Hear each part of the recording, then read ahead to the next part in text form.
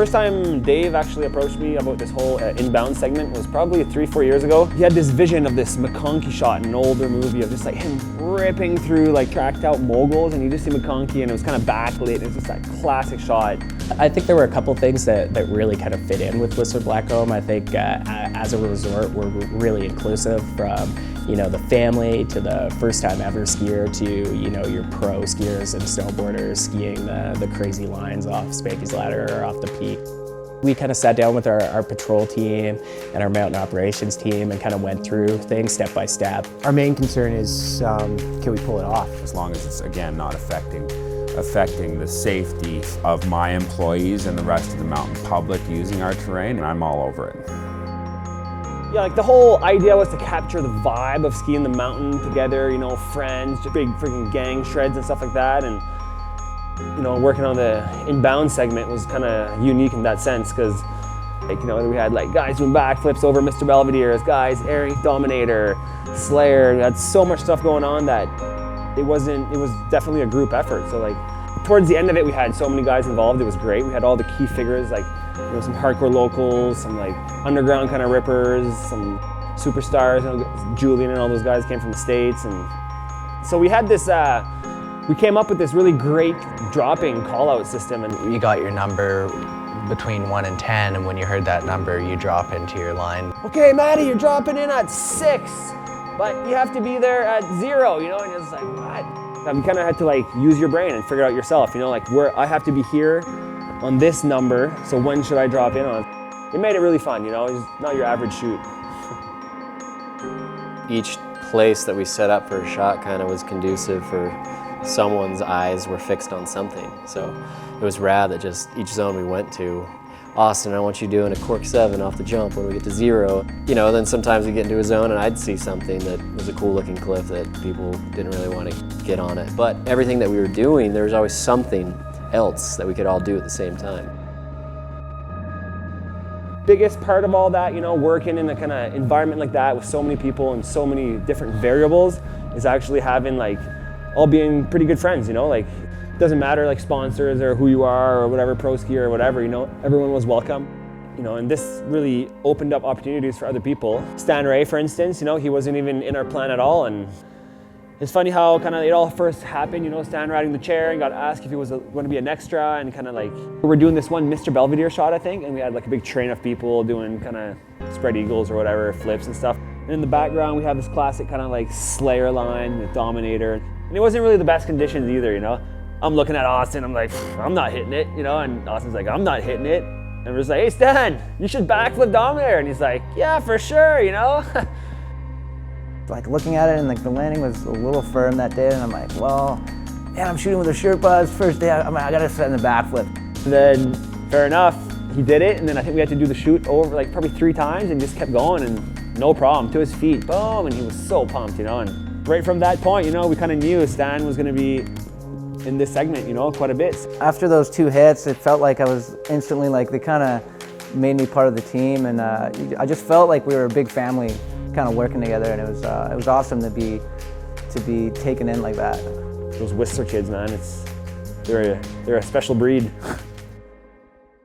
Sherpa Cinema being a local company and stuff, I think the whole community really kind of got involved too, And it came up on Facebook that you guys were looking for extras, and I thought that'd be a fantastic opportunity, something different. Didn't know if I'd be up to the skiing, but I wanted to get involved. So. And by after a few days on the hill, the word of the mouth, man. Sherpas are filming on the mountain, and you had these kids coming up to us and be like, oh, you guys filming for the Sherpas? Can I be in? And we're like, yeah, for one, you can actually be in, yeah, stand there, just do whatever you want. And I remember Spanky's the best. We held up 100 people to stop at Spanky's, and we just asked them if you want to be in a movie, give me a helicopter filming, and everyone was stoked. And Our biggest concern was that shoot over the ladder. 80% of it's avalanche terrain. And it went off without a hitch. It was unbelievable, skiing with that many people. It was just really cool to have athletes right next to, kids from the freestyle club, or people who were kind of friends of friends out there, skiing around and being a part of this movie shoot. I can't believe how fast that got skied out, It was cool to see it kind of happen on film in a way, right? To take a look at it and say, that's what we're talking about. And Yeah, the mob through Rescue Road was pretty insane. It was pretty hectic. Like 100 people like ripping by each other. People are doing side hits. Some people are just skiing down the middle. And you rip by your friends and you kind of like tap a spool or something. It was super fun. That was actually one of the most basic things we did, but one of the most fun because you're just like ripping around all your friends, hitting all these little side hits. And yeah, it's just a lot of fun to see the whole community come together as one.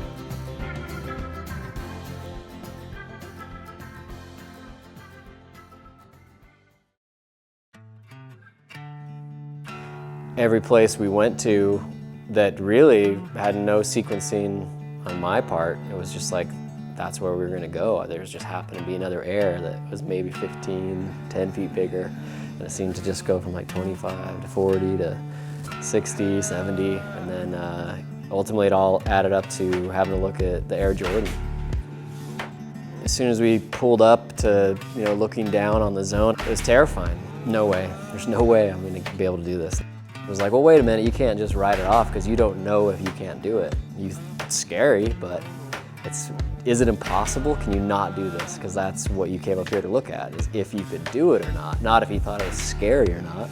So we went down, probed the landing, came back up and like built this huge ramp. I'm like, holy smokes, he's gonna do this. And everyone was just sending it and just stomping everything in sight, and I was just blown away. And it was so awesome because it was just kind of took my mind off Jordan for a second. It was inspiring too.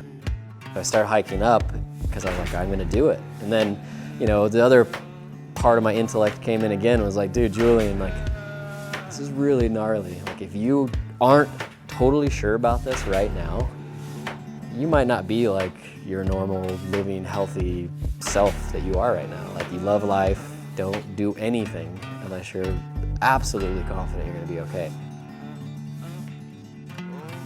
I knew I could do it. I knew everything was perfect. And finally, Julian comes on the radio, he's like, yeah, I'm ready. And I'm like, oh my God, it's actually gonna happen. And then finally, once I figured it out, once I really figured it out and I knew I was gonna do it, it was zero adrenaline. It was all meditation and awareness, like hyper awareness. So the Sherpas, they said, all right, here comes the countdown. And we just started at 10, 9, 8, and as soon as I heard 8, I just pushed, and I'd already done a few test in-runs, but I'd always hit the brakes on the rollover where you get all the speed. And usually I don't go that fast off an air. That's by far the fastest I've ever gone off a cliff.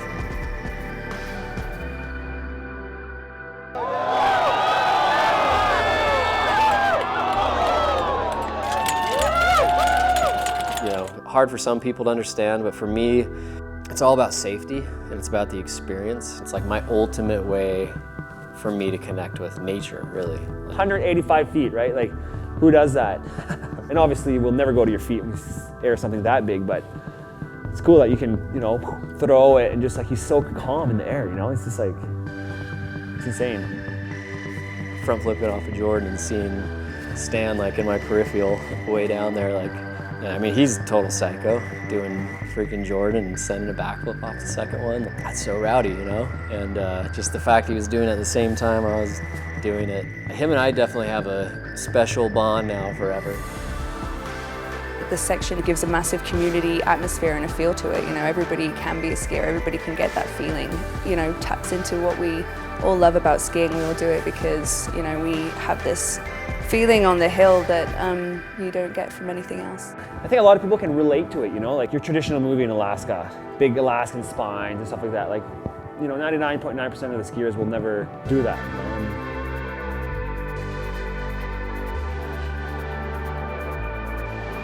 I, as a kid, really appreciated the Ward Miller movies because they showed the Scott Schmidts and the Glenn Plakes, but they also did a great job of just showing, Joe, I love to ski, and I'm not rad. Everyone can have fun at different levels. Doesn't matter if you're just learning or if you're 60 years old and you're going up there because you love it. In the end, we're all up there for the same reasons.